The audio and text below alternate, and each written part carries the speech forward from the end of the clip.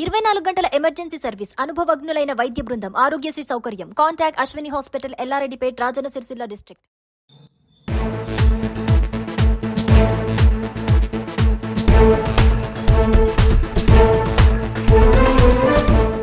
ఈరోజు కోరుట్లపట్నంలో గత 5 రోజుల క్రితం జరిగినటువంటి అటెన్షన్ డైవర్షన్ కేసులో 3 నేరస్తులను పట్టుకోవడం జరిగింది.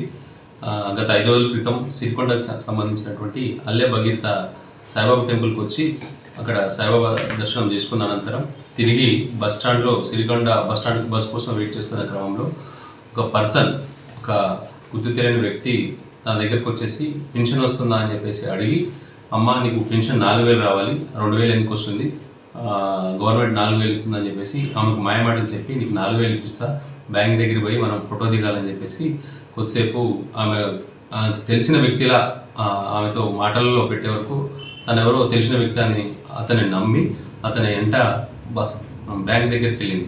అనంతరం బ్యాంకుకు ముందర మెడలో ఉన్న బంగారం చైన్ ఉంటే తనకు పెన్షన్ రాదని చెప్పేసి బంగారం చైన్ తీయాలని చెప్పేసి ఫోటో కోసం ఆమెను చెప్పే వరకు అతని మాటలు నమ్మి బంగారం చైన్ ఏదైతే ఉందో అతనికి తీసివ్వడం జరిగింది.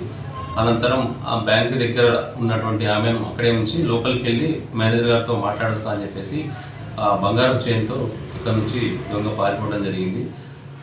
ఆమె ఇచ్చినటువంటి సమాచారం మేరకు అక్కడ ఉన్నటువంటి ఏదైతే ముందుగా ఏర్పాటు చేసిన సీసీ కెమెరాల్లో మేము అతన్ని గుర్తించి అతను పాత నేరస్తుడు అయినటువంటి అల్లె కృష్ణగా గుర్తించి ఇమీడియట్గా ఒక టీంను ఫామ్ చేసి ఆ టీంకి ఇన్ఛార్జ్గా ఎస్ఐ కోరుట్ల చిరంజీవి గారిని పెట్టి అతనితో పాటు బండి గట్టు శ్రీను తర్వాత పురుషోత్తం 2 కానిస్టేబుల్ అసిస్ట్గా ఇవ్వడం జరిగింది.